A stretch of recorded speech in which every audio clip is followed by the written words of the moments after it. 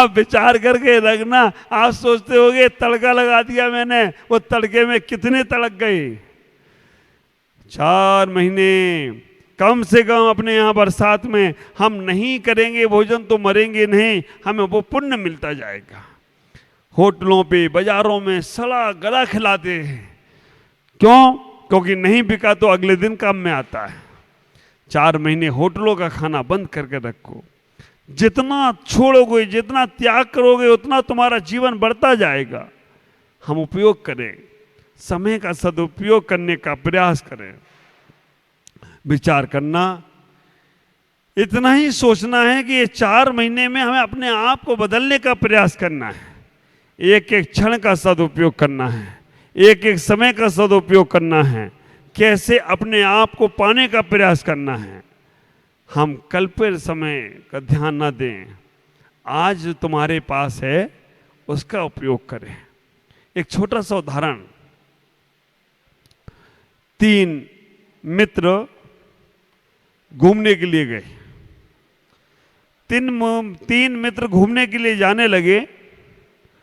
जाते जाते अचानक उन मित्रों के पास जो भोजन था वो भोजन खत्म होने लगा।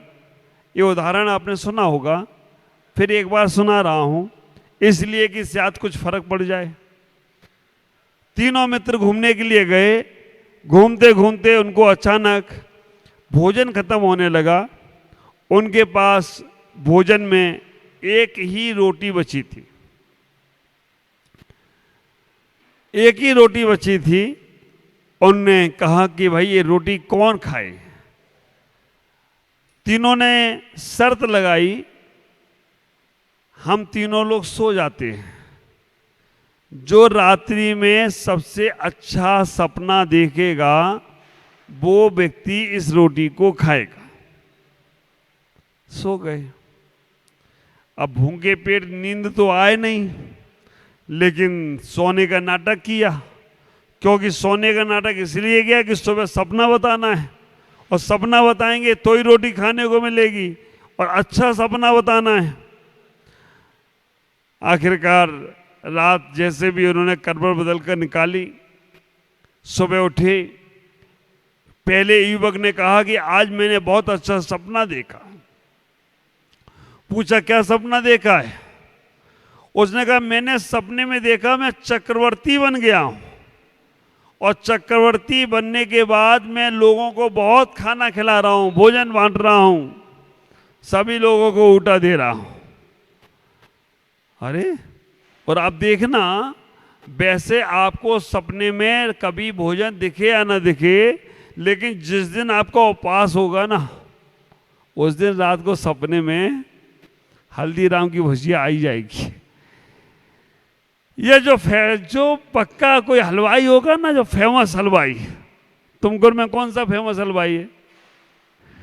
आप विचार करके रखना, उपवास वाले दिन भोजन सपने में जरूर दिखेगा। उसको भी दिख गया। उसने कहा सबसे अच्छा सपना हमने देखा है, मैं चक्रवर्ती बन गया। दूसरे ने कहा कि भाई मेरा भी तो सपना सुनो, मैंने तुमसे भी अच्छा देखा है। क्या देखा? उसने देखा कि मैंने सपने में मैं भगवान बन गया, चक्रवर्ती भी मुझे नमस्कार कर रहा है। अब भगवान से अच्छा सपना तो कोई होगा ही नहीं। उसने कहा ये रोटी मैं ही खाऊंगा, क्योंकि मैंने भगवान बनने का सपना देखा है।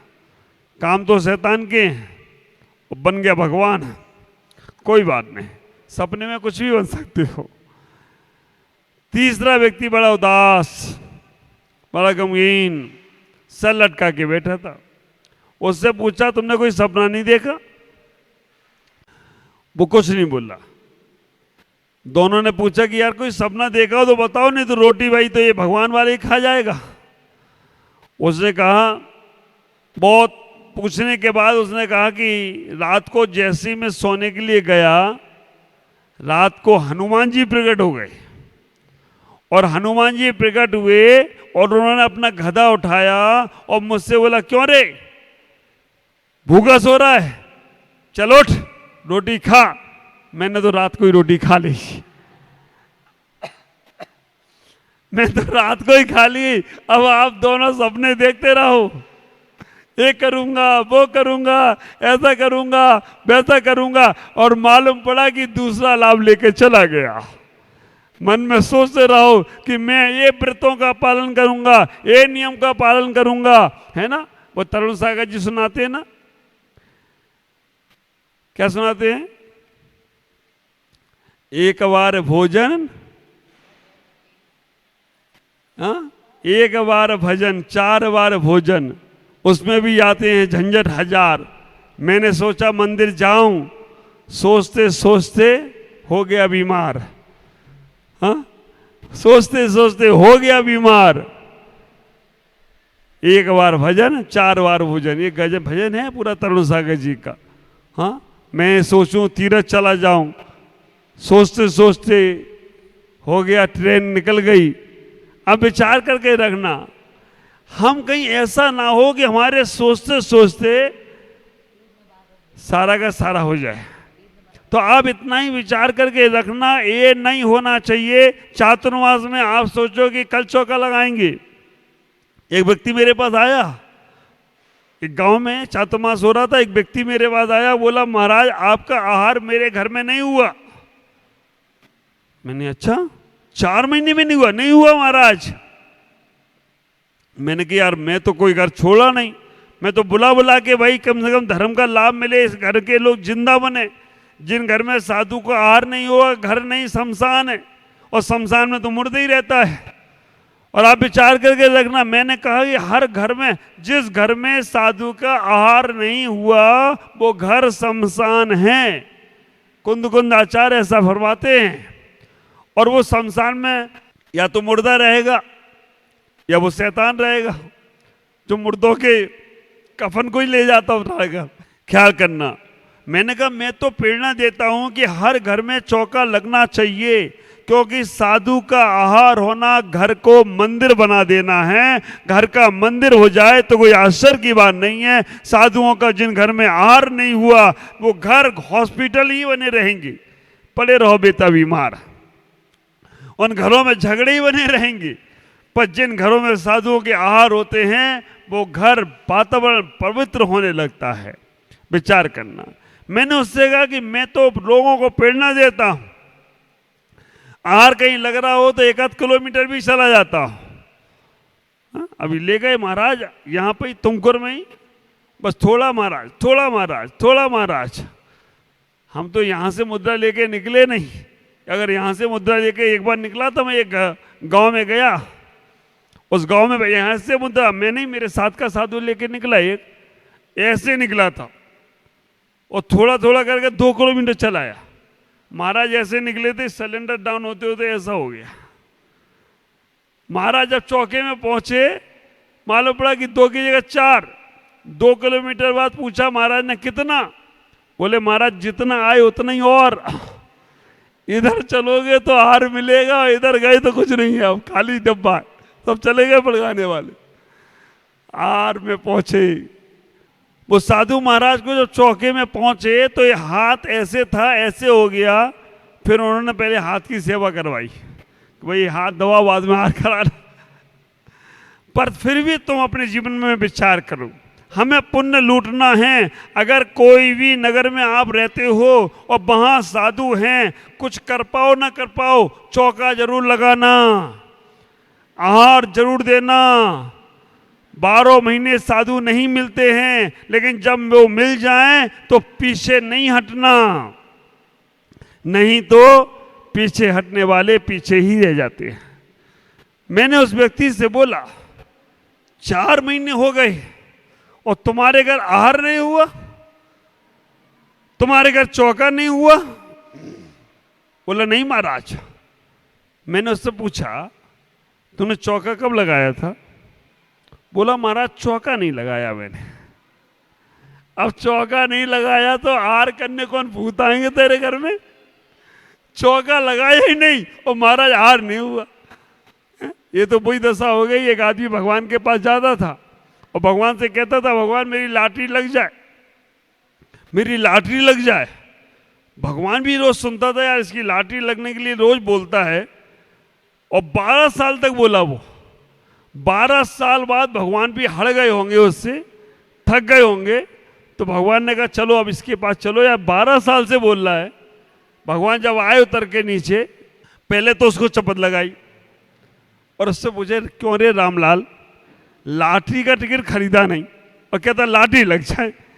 पहले लाठी का टिकट तो खरीद, तब तक लाठी का टिकट नहीं खरीदेगा तब तक लाठी लगेगी कैसे?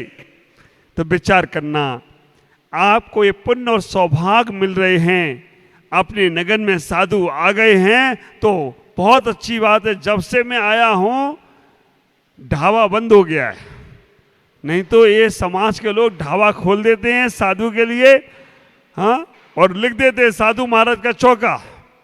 चौका काय का? हाँ, चौका नहीं है वो, पता नहीं क्या होता है। 2 आदमी लगा दिए काम वाले, उनको यही नहीं मालूम कि पानी छानना कैसे है।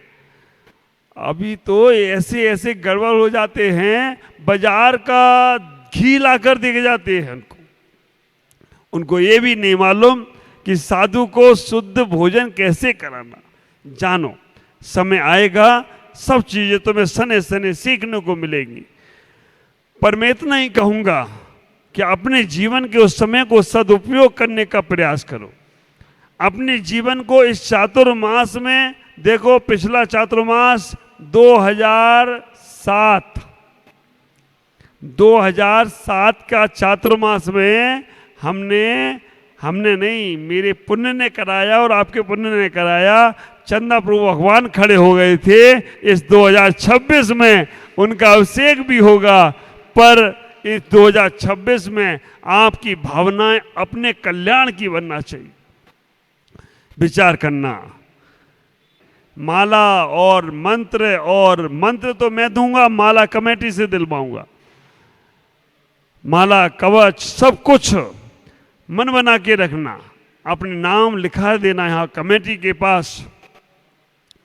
और एक मन बना के रखना, ये आप जो सबसे सुंदर बात, इस बार चातुर्मास के जो कलश आए हैं इतने सुंदर, अभी तक कोई चातुर्मास में ना आए हो तो कोई आश्चर्य की बात नहीं है। बहुत सुंदर, और मंत्रों की लिखावट, हाँ, कलश बनवाने वाले भी बहुत सुंदर हैं।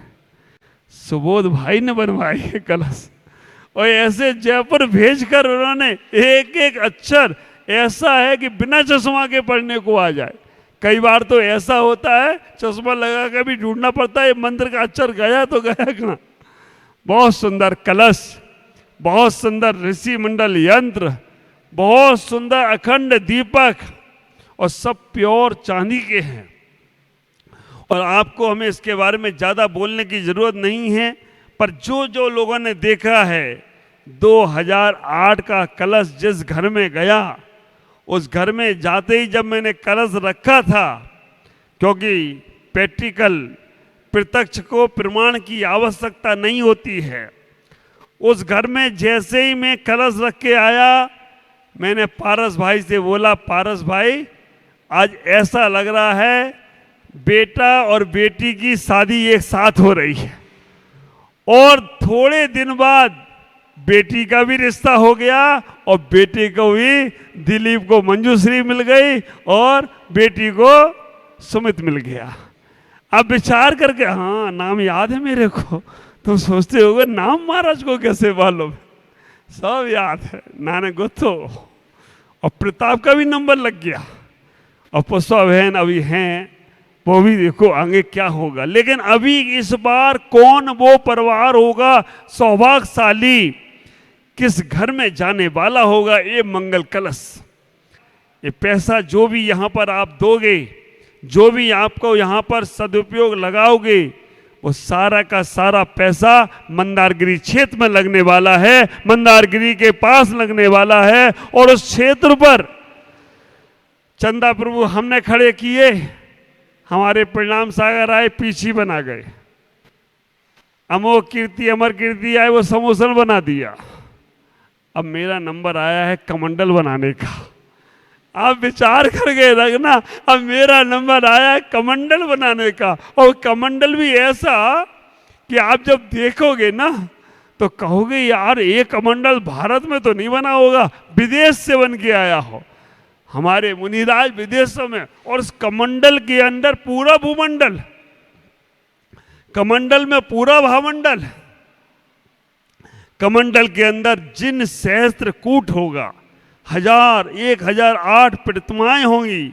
बाहर से तो कमंडल दिखेगा, लेकिन अंदर जाकर ही तुम्हारा मन पवित्र होने लगेगा। होगा काम। एक ज्वालामालिनी का भी मंदिर, क्योंकि चंदा प्रभु भगवान की यक्षिणी ज्वालामालिनी है, और उनका भी, क्योंकि यहाँ पर कर्नाटक में दक्षिण में भगवान की यक्ष यक्षिणियों को छोड़ते नहीं हैं, उनके वैभव को उनके साथ रखते हैं। ज्वालामालिनी का भी मंदिर चंदा प्रभु के बगल में बनने वाला है। कौन वो पुण्यशाली होगा, कौन वो सौभाग्यशाली होगा जो इन पुण्यों को लूटने का प्रयास करेगा। विचार करना, पहाड़ पर जब चढ़ेंगे तो वहां पर शास्त्र द्वार एक होगा, सीढ़ियों पर बहुत सुंदर सा द्वार आपके सामने आएगा। वो द्वार बनाने का सौभाग्य, और मैं जिनवानी का द्वार क्यों बना रहा हूं, क्योंकि जो भी उस पहाड़ पे जाए वो जिनवानी के अंदर से निकल कर जाए। कम से कम थोड़ी तो बुद्धि ठीक होगी। अभी जूता चप्पल पहन के लोग जा रहे हैं, लेकिन वो जिनवानी के नीचे जाएंगे तो वो बिना चप्पल जूते के जाएंगे, और बिल्कुल ऐसे जाएंगे जैसे किसी मंदिर में प्रवेश कर रहे हैं। आचार्य ने लेटर लिखा ना, बोले तुमकुर वाले केवल तुम्हारे हैं और तुम्हारे ही रहेंगे। कितने भी साधु आ जाएं, कितने भी आचार्य आ जाएं, पर चंदा प्रभु कह रहे बेटा तुमसे ही अब से करवाऊंगा और किसी के साथ में जाने वाला नहीं हूं। आज इतना ही कहूंगा। आप सब लोगों का जीवन मंगल में हो, आपकी श्रद्धाएं, आपकी आस्थाएं बढ़ें। आपके पास जो समय मिला है उसका सदुपयोग करो, जिससे तुम्हारा जीवन बहुत आनंद में हो, बहुत मंगल में हो। ओम नमः जय गुरुदेव।